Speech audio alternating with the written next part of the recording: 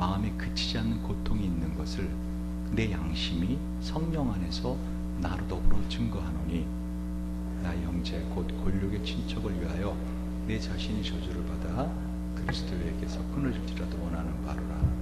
저희는 이스라엘 사람이라 저희에게는 양자됨과 영광과 언약들과 율법을 세우신 것과 예배와 약속들이 있고 조상들도 저희 것이요 육신으로 하면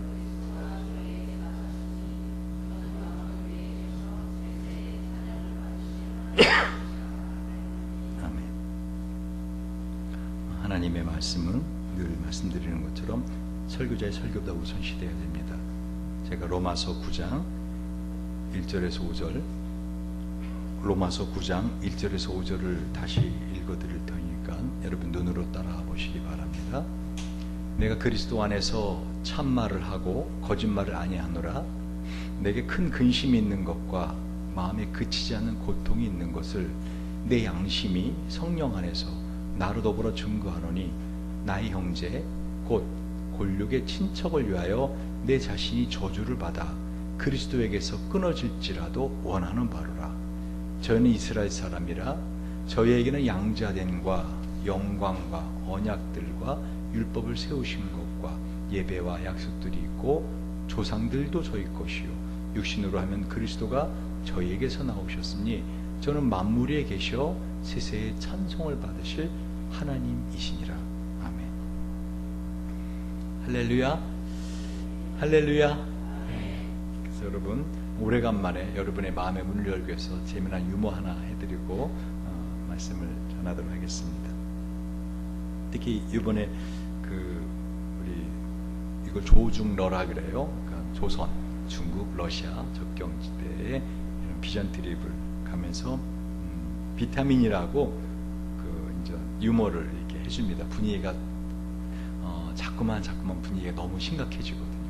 그 현장을 가서 보면은 다들 이렇게 이제 마음이 무거우십니다. 자꾸만 현장을 가서 보면. 그래서 이제 유머를 하는데 이번에 이걸 못 해줬어요. 아마존의 깊은 정글을 여행하던 미국인, 일본인, 한국인이 그 정글의 원주민들에게 사로잡혔답니다. 이 추장은 자신들의 경계를 함부로 침입해 들어온 이 사람들을 그냥 풀어줄 수 없다. 그래서는 이 곤장을 100대씩 때려서 풀어주라 하고 명을 했답니다. 근데 이 추장이 아주 마음씨가 좋은 추장이었던 것 같아요. 어미하지만 마음씨가 좋은 추장이었던 것 같습니다. 우리 박종수 씨처럼 저기 아주 너그럽게 생긴 추장이었던 것 같아요. 그래서 100대 곤장을 그냥 때리지 않고 그들의 소원대로 때려주겠다. 어떻게 때리던 그러니까 100대를 때리는데 소원 때려주겠다. 그래서 미국 사람이 자기의 그 엉덩이 위에다가 그 원주민들이 입고 있는 그 가죽으로 만든 그 치마 같은 옷 있죠? 그거를 그 위에다가 10장을 올려달라고 한 거예요. 그래서 그걸 10장을 올려주고 100대를 때렸습니다.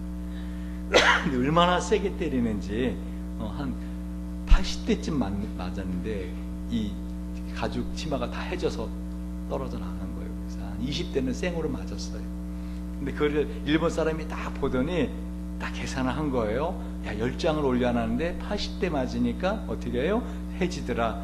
그래서 자기는 15장을 올려달라 한 거예요. 그러면 최소한 맨살로 맞지는 않겠구나.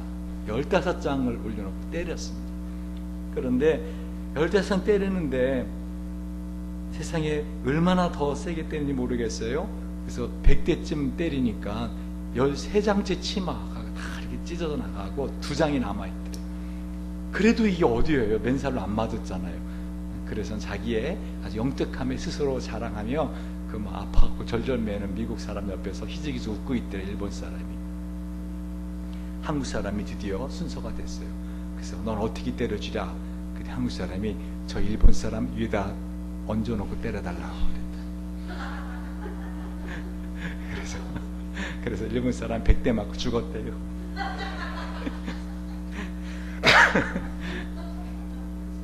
여러분 안 재밌었어요.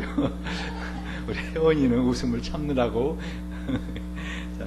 웃어도 돼요. 여러분, 왜 이 유머가 그렇게 저한테 이렇게 은혜롭게 다가왔는가? 특별히 이번에도 보면은 월드컵 때 일본이 축구를 2대0으로 이기다가 나중에 3대2로 역전돼 졌잖아요. 우리가 이긴 것보다 더 마음이 편하고 그날 밤에도 잠을 잘 잘 수 있었어요. 우리가 개인적으로 일본 사람한테 어떤 원한이 없지만 그러나 이번 비전 트립에 제가 새롭게 깨달은 거예요. 뭐냐면 일제 독립운동을 하던 이 독립운동의 그 역사 현장을 저희가 찾아갔거든요. 왜 제가 이 코스를 이렇게 만들었는가 하면은 에베소서 2장 1절 2절을 보면은요, 너희와 허물과 죄로 죽었던 너희를 살리셨도다. 그때 너희가 그 가운데서 행하여 이 세상 풍속을 쫓고 공중의 권세 잡은 자를 따랐으니 곧 지금 불순종의 아들들 가운데서 역사하는 영이라. 즉 이 세상은 지금 공중 권세 잡은 마귀가 다스리는 나라라는 거예요. 그래서 그 공중 권세 잡은 마귀는 사람들의 마음속에 생각을 집어넣어서 요한복음 13장 2절에 마귀가 가룟 유다의 마음속에 이미 예수를 팔려는 생각을 넣었더라 하는 말씀처럼 사람들의 마음속에 생각을 집어넣어서 하나님을 믿지 못하도록, 그래서는 이 마귀가 다스리는 이 세상에 우리는 어떻게 하는 거예요? 독립운동가들처럼 하나님의 나라 회복을 위해서 하나님이 택하신 하나님의 백성들을 어떻게 하면은 이 어둠의 나라에서 빛의 나라로 우리가 탈출해 올 것인가, 회복할 것인가. 그래서 독립운동가들은 어떠한 심정으로 이와 같이 그들의 삶을 살았는가 하는 걸 보여주기 위해서 그 독립운동 현장을 돌아봤습니다. 여러분, 특별히 맥주감사절이잖아요. 맥주감사절은요, 어떤 의미가 있을까요? 아니, 사실은 맥주감사절뿐 아니라 우리 기독교가 1년에 지키는 세 절기, 첫 번째 뭐죠? 유월절. 두 번째 우리가 지금 하는 맥주감사절 또는 오순절이라고도 그래요. 그 77절이라고도 합니다. 77에 49에서 그 다음날 오순절. 마지막 어떤 절이죠? 추수감사니까 수장절이라고 그래요. 장막절, 수장절이라고 해요. 수장절. 그러니까 곡식을 다 추수한 거를 이렇게 거두는 그 수장절, 추수감사절로 지냅니다. 이 세 절기를 지냅니다. 이 세 절기는 다 시기가 다르지만 뜻도 다르지만 사실은 그 세 개의 절기가 하나의 뜻으로 다 똑같은 의미를 갖고 있습니다. 뭐냐면은요, 이 맥주감사절에 우리가 드릴 때 이 의미는, 유월절이 여러분 당연히 아시죠? 유월절은 뭐예요? 출애굽한 거. 다시 말하면 우리가 하나님의 백성인데 이 마귀의 나라 바로라고 하는 왕이 다스리는 애굽이라는 어둠의 나라에서 어떻게 해요? 출애굽. 우리가 구원받은 것을 감사하는 절기가 무슨 절이에요? 유월절입니다. 그럼 이 맥주감사절은 그 유월절 이후에 49 지나서 50일째 77절 오순절 또는 맥주절. 왜 맥주절이라고 하면 이때 바로 이 보리 주소가 시작되거든요. 이스라엘의 그 절기로 보면은. 근데 출애굽기 34장 22절을 보시면 알겠지만은요, 이 애굽에서 나온 지 그러니까 6월절에서 50일째 되는 날 어떤 일이 있었는가 하면은요, 모세가 시내산에 올라가서 하나님에게 하나님의 백성된 언약 십계명을 받아옵니다. 그게 바로 맥주감사절 77절 오순절의 의미예요. 무슨 말이죠? 하나님의 백성된, 하나님과 사랑해서 하나님과 언약 백성이 된 표를 받은 날이 바로 맥주감사절 오순절 77절입니다. 이거를 하나님께서 인을 쳐주시죠. 언제? 신약시대 때, 초대교회 때 하나님의 성령이 임재하셔서 이젠 그 말씀을, 십계명의 말씀을 돌판에 새겨주시는 게 아니라 십계명을 어떻게 우리의 마음에 새겨주시더라는 거죠. 아멘. 그러니 결국은 이 맥주감사절 77절 오순절도 어떤 의미예요? 우리가 하나님의 백성된, 우리를 구원해 주신 하나님의 은혜에 감사하는 절기입니다. 어떤 사람들은 맥주감사절을 지내면은 요즘 보리 농사도 안 짓는데 농사를 진 게 있어야 하나님께 감사를 하든지 말든지 하지. 그런 의미가 아니에요. 1년에 반 돌아보고 그동안 감사했다, 그런 의미가 아니에요. 그런 의미를 헌금 드리는 거 아니에요. 뭐죠? 유월절이나 맥주감사절이나 또는 수장절이나, 수장절은 또 어떤 의미예요? 이 한 해 곡식한 거를 다 추수해서 드리는, 다시 말하면 저와 여러분의 인생의 모든 것을 마감하고 영원한 하나님의 나라로 들어갈 때 그 하나님의 나라에 가서 우리가 추수할 것을 기대하고 지키는 절기가 뭐예요? 수장절, 추수감사절이에요. 그러니까 결국은 유월절이나 매출감사절이나 수장절이나 다 어떤 의미예요? 우리가 하나님이 나를 사랑하셔서 이 세상 살면서 지은 죄로 인하여 영원한 지옥에 갈 수밖에 없는 우리들을 구원해 주신 것을 감사하는 절기예요.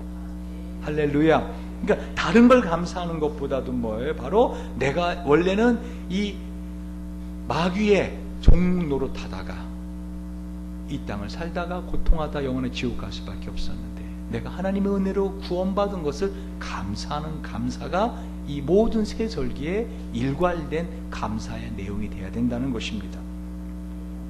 신명기 16장 12절을 보면 너는 애굽에서 종되었던 것을 기억하고 이 규례를 지켜 행하라 하고 이 세 가지 규례를 반드시 지켜 행하라 라고 말씀하고 있습니다. 다시 말씀드립니다. 우리는 원래 이 인생을 살다가 죽으면 영원한 지옥에 갈 수밖에 없는, 원래 저와 여러분의 그 본 소생이 누구의 소생이에요?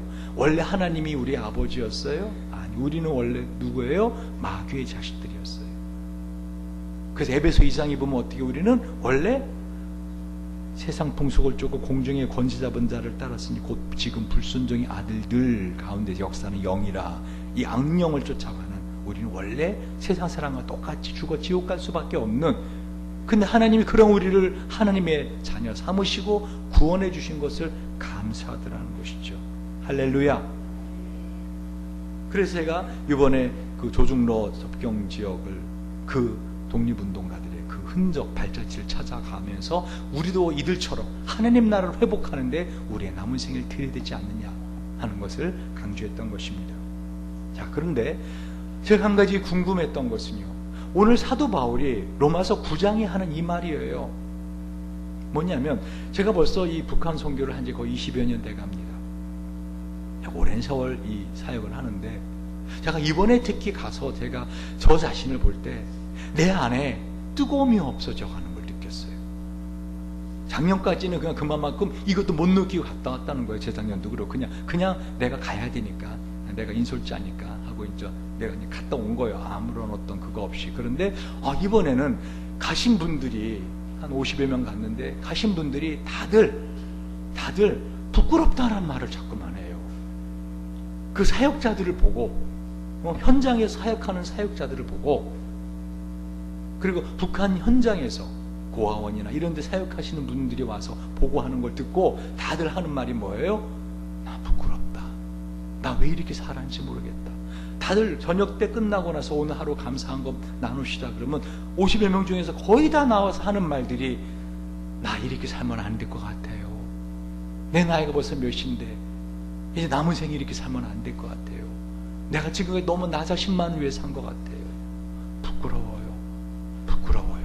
부끄러워요. 근데 정작 가장 부끄러워야 될 저 자신은 부끄러워하지 않고 있는 저를 발견했다는 거죠. 다시 말하면 제가 그러면 그만큼 하나님 앞에 이 선교 헌신자인가, 누구보다 그 선교의 현장을 잘 알거든요. 제가 누구보다 그들의 그 실상을 잘 알거든요. 그런데도 그 오늘 이번에 같이 갔던 사람들보다 내가 더 마음이 뜨겁고 더 정말 하나님 앞에 부끄러웠는데 그렇지 않고, 오늘 사도 바울은 심지어 뭐라고 말해요? 이 사도 바울의 심정이 저한테 없다는 것을 제가 발견했다는 거예요. 오늘 사도 바울이 뭐라고 합니까? 자, 내가 그리스도 안에서 참말을 하고 거짓말 아니하노라. 나에게 큰 근심이 있는 것과 마음에 그치지 않는 고통이 있는 것을 내 양심이 성령 안에서 나로 더불어 증거하노니, 나의 형제 곧 골육의 친척을 위하여 내 자신이 저주를 받아 그리스도에게서 끊어질지라도 원하는 바로라. 바울은 지금 이 유대인들이 예수를 안 믿고 영원한 지옥에 가는 것을 가슴 아파하면서 뭐라고 하고 있어요? 자기 안에 큰 근심이 있고 마음에 그치지 않는 고통이 있더라는 거죠.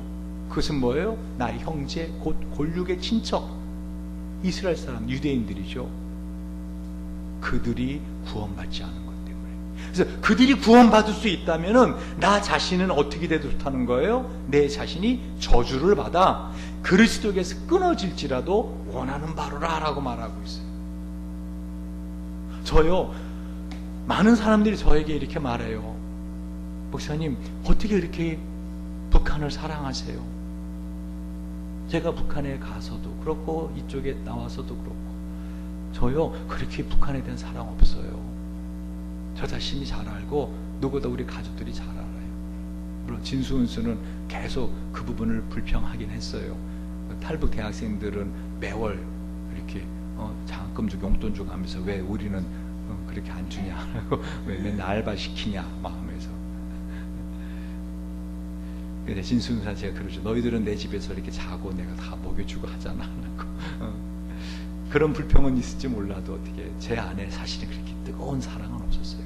저는 아직까지 한 번도 이런 기도 못 드려봤어요. 제가 솔직하게 하나님, 저 북한 사람들을 하나님 구원하기 위해서 나 자신이 저주를 받아 나 영원한 지옥 가도 좋아요. 나 이런 기도 드려본 적 없습니다. 근데 바울이 어떻게 이런 기도를 드렸냐는 거죠. 제가 이번 여행 계속 이 말씀이 저를 붙들었어요. 도대체 바울이 어떤 마음으로 이런 기도를 했는가? 어떻게 이런 기도를 드릴 수 있었는가? 그럼 나한테는 왜 이런 뜨거움이 없는가? 여러분, 사도 바울은요, 아시는 것처럼 원래 이 유대인들, 이스라엘 사람들에게 책임이 없는 사람이에요. 사도행전 9장 15절에 보면은요, 주께서 이르시되 가라, 이 사람은 내 이름을 이방인과 임금들과 이스라엘 자손에 전하기 위해 택한 나의 그릇이라. 이방인을 왜 택한 그릇이에요? 이방. 그러니까 사도 바울의 온 관심은 뭐예요? 이방 사람들, 그들을 구원하는데 사도 바울에 관심이 있었고, 자기는 공공연하게 나는 이방을 위해서 불림받은 사도다라고 말을 합니다. 그런데 지금 사도 바울은 이 유대인들이 구원받지 못하는 것으로 인해서 가슴을 치며 아파하고 있고 큰 근심이 있다, 마음에 그치지 않은 고통이 있다라고 말을 하고 있어요. 전 이게 진짜 이해가 안 간 거예요. 왜요? 제가 사도 바울의 생애를 알잖아요. 고린도서 11장 23절, 27절을 보면요, 여러분, 사도 바울이 유대인들 때문에 얼마나 고통을 당하는지 몰라요. 사도 바울의 인생 전부가 마지막 죽을 때까지 유대인들의 표적이었어요. 사도 바울은. 왜? 사도 바울 자신이 유대인이었고 사내들이 공회원이었고, 그죠? 누구보다 앞장서서 이 기독교인들을 핍박하고 잡아 죽이던 사람이 다메섹 도상에서 예수를 만나서 마음이 변하여 어떻게 해요? 오히려 이 복음을 전하는 사람이 되었으니 유대인들이 저 사도 바울을 죽이지 않고서는 저 기독교의 불길을 끌 수가 없다라고 하고 사도 바울을 끊임없이 추적하면서 고통을 주었어요. 거기 보면 뭐라고 하고 있어요? 내가 수고를 넘치도록 하고 옥에 갇히기 더 많이 하고 매도 수없이 맞고 여러 번 죽을 뻔하였으니 유대인들에게, 누구에게? 유대인들에게 40에서 하나 감한 배를 5번 맞았으며, 몇 대 맞은 거니까 40에서 하나 감한 배면은 39 곱하기 5 해보세요. 몇 대요? 거의 200대? 그죠? 3번 태장으로 맞고 1번 돌로 맞고. 지금 사도 바울은요, 유대인들에게 끊임없이 고통을 당했단 말이에요. 근데 왜 이 사도 바울이, 여러분, 사도 바울, 성품이 좋으셔서, 사랑이 많으셔서, 인자하셔서, 아니에요. 여러분, 성경을 가만히 보세요. 사도 바울 한 성깔 하시는 분이세요. 한 성깔 해요. 베드로 사도하고 대판 붙기도 하고요. 나중에 사도 된 사람인데 베드로 사도를 막 사람들 앞에 야단치고 막 대단한 분이에요. 이 성품이 보통 아니에요. 근데 왜 자기를 이렇게 괴롭히고 죽이려고 했던 유대인들을 위해서 이 사도 바울은 이렇게 복음을 전하지 못한 것을 가슴 아파하고, 심지어는 그들을 위해서라면 뭐라고 해요? 나는 저주를 받아서 난 지옥가 좋다라고 고백을 하냐는 거예요. 이게 뻥이 아니다, 거짓말 아니다라고 말하잖아요. 내가 그리스도는 참말을 하고 거짓말 아니한다라고 말하잖아요. 심지어 사도행전 14장 19절 21절을 보면은요, 유대인들이 안디옥과 이고니온에서 와서 무리를 충동하니 그들이 돌로 바울을 쳐서 죽은 줄로 알고 시외로 끌어내치니라. 제자들이 둘러섰을 때 바울이 일어나 그 성에 들어갔다가, 그러니까 이 유대인들이 사도 바울을 돌로 쳐서 죽은 줄 알고 시체를 갖다 버린 적도 있단 말입니다. 그럼 여러분, 아무리 하나님의 사랑이 그 안에 있다 하더라도 이렇게 자기를 이렇게 괴롭히고 이렇게 죽이려고 했고 실제로 고통을 주었던 사람들을 위해서 자기가 지옥 가고 싶다. 이거는 말도 안 되지 않아요? 그래 안 그래요? 제가 이번 비전 트립을 다니면서요, 이 말씀이 저에게 계속 도전해 오는 거예요. 너에게 이 마음이 있느냐? 그러다가 제가 안중근 의사를 비롯해 11명의 독립주사들이 12명이죠. 이토 히로부미를 사살시키기 위해서 여러분 이 약지 손가락을 끊죠. 약지 손가락을 끊지 않습니까? 약지 손가락을 끊고 그리고 어떻게 해요? 이 동맹을 맺습니다. 그게 단지 동맹회예요. 거기를 갔어요. 그래서 마침 비가 약간 오는데 일부러 거기는 그 약지 동맹의 그 공원에서 식사를 하게 합니다. 여러분 거기 가보시면 알겠지만요, 거기 이제 그 비석이 크게 있고 안중근 의사의 손가락을 잘려진 손으로 딱 이렇게 비석이 손도장이 있고, 그리고는 그 앞에 15개의 큰 바위가 이렇게 15개가 딱 정렬이 되어 있어요. 그 15개가 뭔지 아세요? 그 안중근 의사가 12명이, 이 숫자도 의미가 있죠. 12명의 이 손가락을 끄는 이 독립운동가들이 이토 히로부미 15가지 죄를 지목지목 해놓은 거예요. 돌멩이 하나에. 하나, 한국의 명성황후를 시해한 죄. 둘, 고종 황제를 폐위한 죄. 셋, 5조약과 7조약을 강제로 맺은 죄. 4, 무고한 한국인들을 학살한 죄. 5, 정권을 강제로 빼앗은 죄. 6, 철도 광산 산림 천택을 강제로 빼앗은 죄. 쭉 나옵니다. 군대를 해산한 죄, 교과서를 압수하여 불태워버린 죄, 한국인이 일본인의 보호를 받고자 한다고 세계에 거짓말을 퍼뜨린 죄, 동양 평화를 깨뜨린 죄 등등 15개 죄목을 말하고 이들은 이토 히로부미를 사살할 것을 거기서 결의합니다. 여러분, 안중근 의사가 어떤 분인지 아세요? 이분은 왜 그렇게 하다가 나중에 여러분 아시죠? 일본 감옥에서 처형당합니다. 안중근 의사는요, 안인수라고 하는 할아버지 해주 일대에서 이 곡물상을 경영하시던 분인데요, 엄청난 재산가였어요. 그래서 이 안중근 의사는요, 그때 당시에 400석의 토지를 지닌 대지주입니다. 독립운동 안 하고 그렇게 안 하고 살았으면 어떡할 사람이에요? 그냥 편안하게 대지주로서 행복하게 살다가 부유하게 살다 죽을 사람이에요. 여러분, 안중근 의사가 이 글을 얼마나 잘 쓰는지 아십니까? 이 안중근 의사가 이 글을 얼마나 잘 쓰는지, 안중근 의사의 그 글씨는요, 지금 어떻게 해요? 국보로 되어 있어요. 국보로. 안중근 의사의 글씨는 우리나라의 국보입니다. 그러니까 이렇게 많이 배우고 이렇게 돈을 많이 가지신 분이 왜 자기 손가락을 끊어가면서까지 이 독립운동을 했는가, 한번 그거 생각해 보란 말이에요. 지금 저와 여러분은 어때요? 비록 평안해 보이지만 사실은 공중권세 잡은 자 마귀에게 세상은 눌려있고, 그래서 그거를 위해서 실제로 현장에 뛰어들어간 선교사들이 있잖아요. 우리 교회만 해도 그죠? 우리 장로님 권사님의 아들 김성영 선교사님에 대해서, 우리 혜원이 어머니 아버지도 그죠? 우즈베키스탄 선교사로 가 있고. 여러분, 그러니까 그때 당시 실제 독립운동을 하던 사람들이 있었는가 하면은 그들을 뒤에서 후원해 주던 사람들이 있었다는 거예요. 이번에 제가 최재형 그 선생님의 묘를 다시 한번 데려가면서 예전에 느끼지 못했던 아주 뜨거운 뭉클함을 느꼈어요. 여러분, 성함은 아세요? 최재형. 사실 안중근을 사는 많은 사람들이 기억하는데, 그 안중근과 그 모든 독립운동가들의 뒤를 봐주었던 최재형 선생을 사람들이 많이 기억을 못해요. 이 최재형 선생님은요, 그의 아버지 최형복이 노비였어요. 노비 출신입니다. 1869년 아버지 손에 이끌려서 이 러시아, 지금 러시아 그 우리가 이번에 갔다 연해주로 고려인이라 하죠. 고려인 와서 살게 됩니다. 근데 그때 배고픔으로 집에서 가출을 해요. 그리고 그야말로 자수성가를 합니다.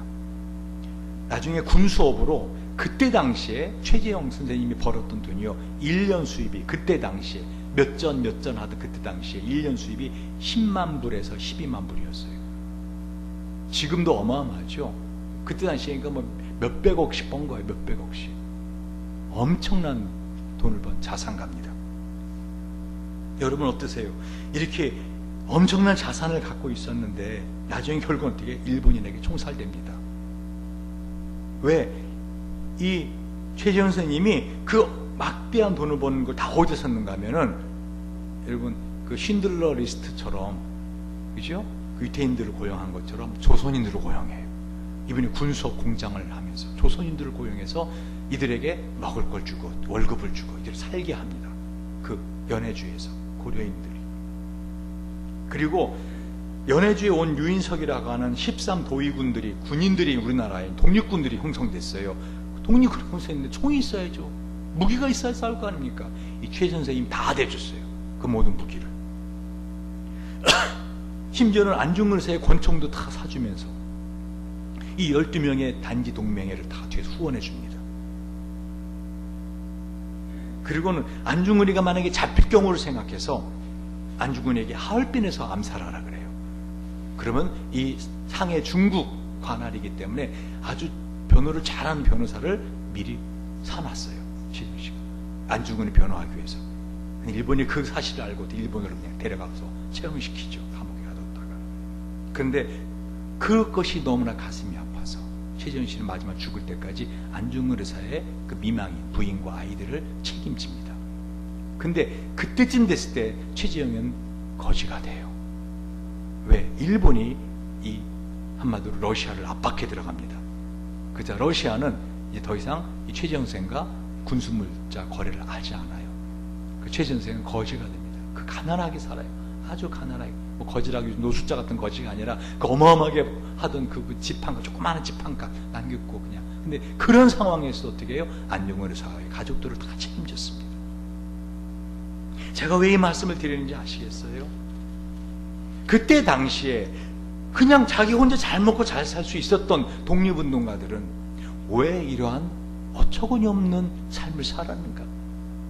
뭐 지금 김선현 선교사님도 그렇지 않아요? 한국에 오셔서 그냥 사역하신 분인데 지난번에 권사님 갔다가 아주 혼쭐 났잖아요. 벼룩이 때문에. 벼룩이 뜯겨가지고 그 아프리카에서 왜 살면서 왜 이런 고생을 하고, 왜 우즈베키스탄에서 왜 그런 고생을 하며, 왜? 근데 중요한 것은 선교사기 때문에라고 생각하지 말자는 거예요. 제 말은. 저와 여러분의 남은 생애에서 우리가 어떤 마음을 가지고 살아야 되는가? 바로 이 사도 바울의 마음을 갖고 살아야 되지 않느냐는 것입니다. 나의 형제, 곧 골육의 친척, 누구죠? 여러분, 저 북한 사람들을 위해서 미국 선교사들도, 영국 선교사들도, 다른 나라도 다 선교합니다. 그러나 우리의 골육의 친척 아닙니까? 제가 지난번에 썼던 마음치를 통한 북한 선교라는 책, 이렇게 두꺼운 책이잖아요. 그걸 방지일 목사님한테 제가 보내드렸어요. 앞에 추천의 글을 좀 써달라고 저녁에 보내드렸어요. 설마 그 100살 넘은 노인네가 그걸 읽을 리가 없다. 저는 그냥 형식적으로 대강 보시고 써주실 거라 믿고, 그 파일로 된 거거든요. 책이 두꺼운 거. 이 책을 보기도 힘들은데 파일을 컴퓨터로 보는 거 쉽지 않아요. 눈 아프다고요. 근데 다음날 아침에 전화가 오신 거예요. 이 방지일 목사님 102세가 되셨을 텐데 100살 넘으신 할아버지께서 나보고 임 목사님 그거 파일 감사의 글, 추천의 글 보내줬습니다 하면서 하시는 말씀, 그 책은 우리 골육의 친척에 관한 이야기라 밤새도록 나를 붙들고 놓아주지 않았습니다. 여러분, 지금 바울이 다시 말합니다. 독립운동가뿐만 아니라 이 바울이 왜 이 골육의 친척에 대한 것이 있을까? 그건 다름이 아니에요. 결론입니다. 잘 들어보세요. 바울이 유대인들을 특별히 사랑해서가 아니라니까요. 뭐죠? 하나님의 심정을 아는 거예요.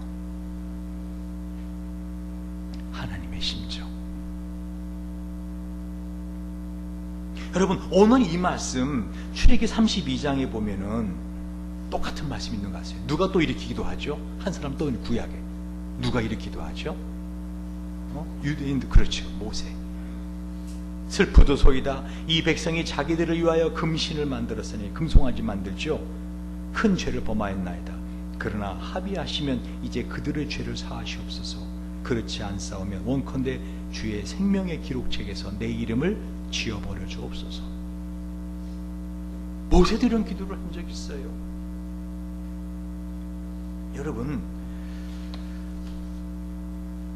우리가 북한 선교해야 될 이유가 있어요. 제가 왜 이 북한에 관한 관심을 갖고, 왜 제가 영국, 미국 유학을 할 때 왜 이 북한의 주체 세상을 내가 이 마음으로 상한 사람들을 어떻게 하면 마음을 치유하고 복음을 전할 것인가 하는 주제로 제가 연구를 했는가 하면, 제가 주제를 잡으려고 할 때 기도했거든요. 하나님, 이왕 유학하고 이왕 박사 논문 받을 건데 나 예수님이 이 땅에 살아계신다면 어디서 무엇을 하실 건지 내가 그 일을 좀 전문적으로 내가 알고 그 일을 해드리고 싶습니다. 근데 기도하자마자 딱 답이 나오더라고요. 북한에 계시겠구나. 여러분, 인터넷 들어가 보세요. 세계에서 어떻게 기독교에 대한 박해 가장 심한 나라 제1위 계속 북한입니다. 저는 북한 사람들에 대한 특별한 사랑이 있는 거 아니에요. 제가 이번에도 여행 가는 중에도 계속 저한테 카톡 문자로 100통도 넘게 계속, 어저께까지, 어저께 밤에도 13통이가 보내더라고요. 계속 보내는. 자기 누이 동생이 지금 중국까지는 왔는데 태국으로 넘어와야 되는데 그 탈북자 브로커들이 돈을 마지막 줘야 되는 잔금을 치르지 못해서 300만 원 중에서 100만 원 자기가 했는데 200만 원만 행복드린 김원만 목사님 이것만 좀 보내주시면, 200만 원 보내주시면 안 되겠습니까? 제 마음을 힘들게 해요. 저는 돈 안 보내요. 왜? 그게 사실이 아닌 것을 알기 때문에. 그리고 이전에도 안 보냈고 앞으로도 탈북자 뽑아내는 그런 사역을 저는 하지 않아요. 왜? 많은 사람들이 그 부분을 오해합니다. 제 안에 특별히 북한 사람의 사랑이 특별한 줄. 저는 특별하지 않아요. 전 특별히 사랑 많지 않은 사람이에요. 그걸 증거하라면 아마 제 가족들, 여러분이 제일 많이 증거할 거요. 제가 그렇게 사랑이 많은 사람이던가요? 아니죠. 근데 왜 이 사역을 계속하는가? 주님의 심정을 알기 때문이에요. 주님의 심정. 바울이 자기를 돌로 쳐 죽이기까지 했던 유대인들을 위해서 왜 자기 지옥 가도 좋다라고 말하는지 아세요? 여러분, 이 조그마한 교회가 어떻게 3,000명의 선교사를 파송하고 3만 명의 셀리를 양성하는 그런 연합교회 단체를 만들고, 어떻게 이 조그마한 교회의 꿈이 뭐지? 우리가 세계 선교 기지를 만들고 우리 교회에서 30명의 선교사를 파송해낼 수 있는 그런 교회가 되기 꿈꿉니다. 이건 꿈이에요. 특히 오늘은 왜 이렇게들, 뭐 오늘뿐만 아니죠. 요즘 하여간 많이들 일찍 오라면 더 늦게 오고 더 결석하고 그래요. 그런데 그래도 저의 꿈은 사그러지지 않아요. 왜요? 이를 꿈꿀 수 있는 이유가 뭔데요? 여러분, 바울이 어떻게 이런 기도를 드리는지 아세요? 궁금하지 않아요? 두렵지 않았을까? 그도 하나님이 정말로 여러분, 우리나라 그 신안이라는 섬이 있어요. 신안. 그 신안이 우리나라 기독교 1위예요. 저도 거기 갔는데 가봤더니 그 섬 사람 다 예수 믿어요. 거의 다 90몇 %가 다 예수 믿어요. 왜 그런지 아세요? 거기에 한 여자 전도사님이 계셨어요. 그래서 공산당이 들어왔을 때 나 하나 죽이시오, 그리고 우리 섬 사람들 죽이지 말아주시오 하고 그 전도사님이 순교하셨어요. 잔인하게 죽였어요. 그리고 물러났어요.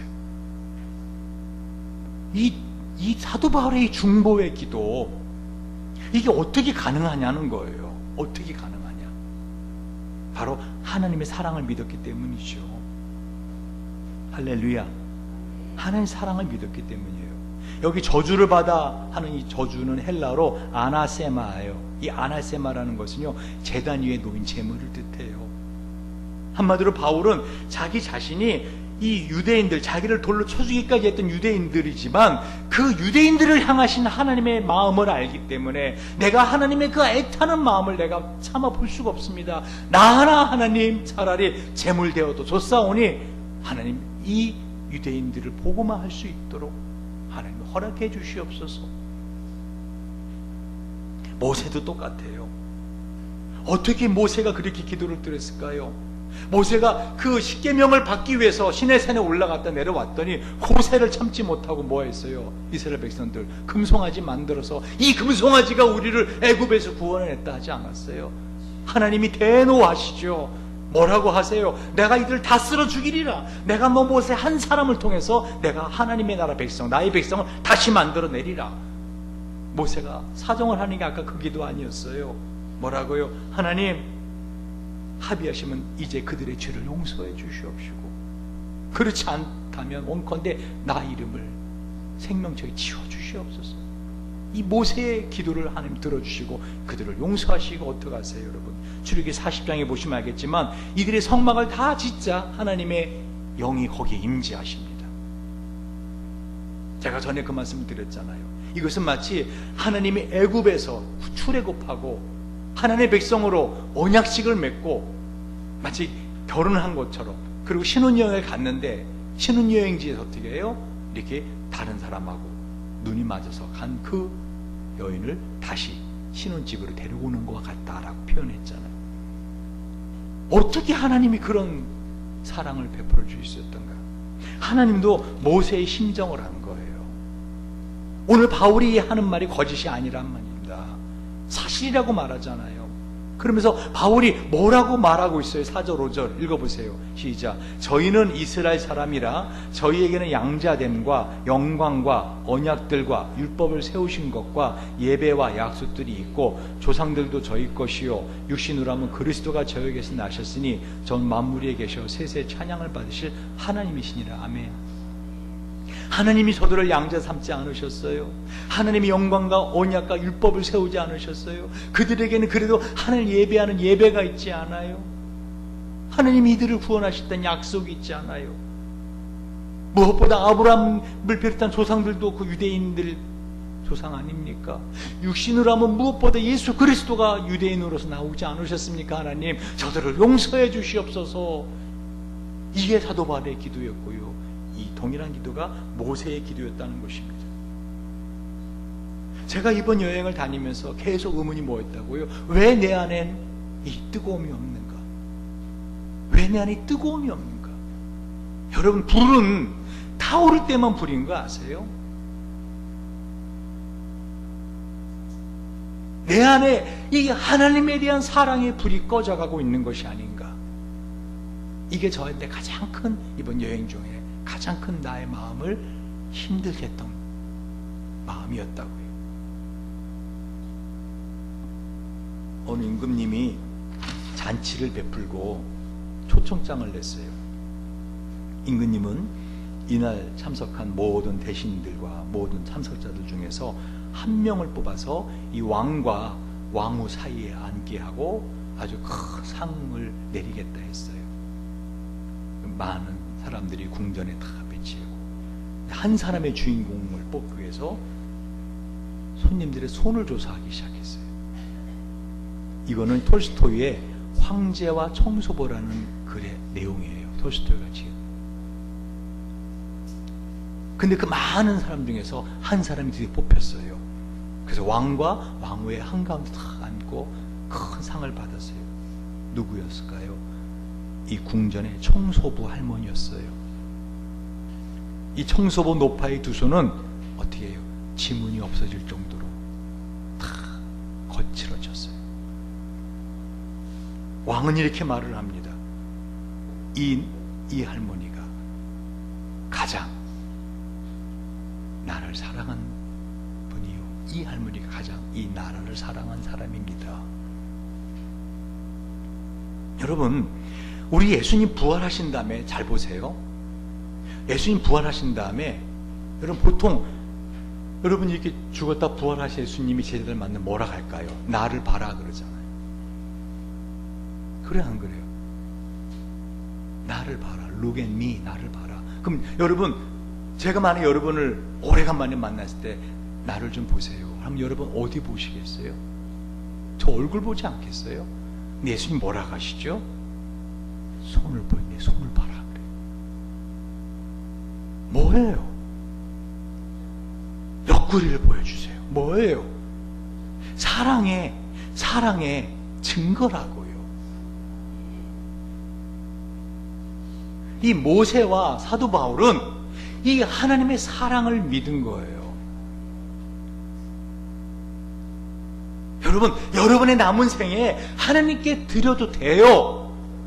왜요? 하나님이 저와 여러분을 결코 망하게 하지 않아요. 하나님의 사랑을 믿어보라고요. 두려움도 있을 수 있어요. 제가 우리 교회를 이번 한 주간 내내 품고 기도하면서요, 정말로 우리 교회 참 하나님의 은혜로 살고 있다. 그런데 여러분이 우리 교회가 동일하게 저처럼 착하게 식어가는 건 아닌가. 그 이유가 뭔가 생각해 봤어요. 이유가 뭘 것 같아요, 여러분? 슬픔이 없는 거예요. 여러분에게 격한 슬픔이 없는 거예요. 격한 슬픔이 있은 다음에 어떻게 해요? 지금 슬픈데요? 나 지금 힘든데요? 근데 그게 그렇게 힘들지 않아요. 정말 극한 슬픔이 있은 다음에 그 극한 슬픔에 위로하시는 주님의 위로를 경험을 하지 못하고 있기 때문에, 아니 목이 말라야 물을 갖다 주는 그 손길이 고마운 줄 알죠. 무슨 말 이해 가세요? 여러분, 신앙은요, 하나님에 대한 사랑은요, 이 극한 슬픔과 극한 사랑의 밸런스가 맞아야 돼요. 아니, 어쩌면 저와 여러분이 이미 극한 슬픔을 당하고 있을 수도 있어요, 지금. 근데 마귀가 자꾸 마취제를 눕는 거 우리 마음에서 생각을, 뭐 별일이 있겠어, 괜찮아. 이 정도 살면 되지 뭐. 이 정도 영적인 상황이면 괜찮아. 이 정도 우리 자녀들 이 정도면 감사하지. 사실은 정말 주님 앞에 나아가 기도해야 될 제목들인데 너무너무 마귀가 우리에게 마취제를 주는 것에 어떻게 우리가 그냥 쉽게 속아 넘어가고 있더라는 거죠. 말씀을 정리할게요. 여러분, 사도 바울이나 모세나 어떻게 그런 담대한 기도를 드릴 수 있었던가? 그들은 하나님의 사랑을 믿었어요. 하나님의 사랑, 절대로 포기하지 않으실 것이라는. 여러분, 정말 사랑한다면은요, 그 사람을 볼 때 마음에 어떻게 해요? 어떤 애절함이 있으셔야 돼요. 그렇지 않아요? 우리 나연아, 안 그러니? 남편을 볼 때, 날 이렇게 사랑해줘서 고마운데 우리 남편 건강해야 되는데 라고 하는, 그죠? 그런 게 있어야 돼요. 저는 죽든지 말든지 그러면 딴 좋은 사람하고 또 시집가지 이렇게 마음 먹은 게 아니라, 사랑한다면 나연이 남편 똑같은, 무슨 말 이해 가시죠? 주님을 바라볼 때 어떻게 우리 안에 애절함이 있어야 된다는 거죠. 다시 말하면, 여러분, 오늘 이 사도 바울의 기도가 저와 여러분 기도가 되기 원합니다. 이렇게 담대하게 기도할 수 있었던 이유는 뭐라고요? 하나님의 사랑을 믿은 거예요. 하나님 백성들을 향하신 사랑, 그리고 자신을 향한 사랑. 내가 이렇게 기도한다 할지라도, 그래도 그럼 너 저주 받아, 넌 지옥 가 하실 분이 아니라는 그 하나님의 사랑을 믿었기 때문에 이렇게 바울은 기도했고 모세도 기도했고, 여러분, 모세도 생명책에서 지워지지 않았고요, 바울도 예수님 저주를 받아 끊어지지 않았어요. 기도하시겠습니다. 우리 한번 이 시간을 참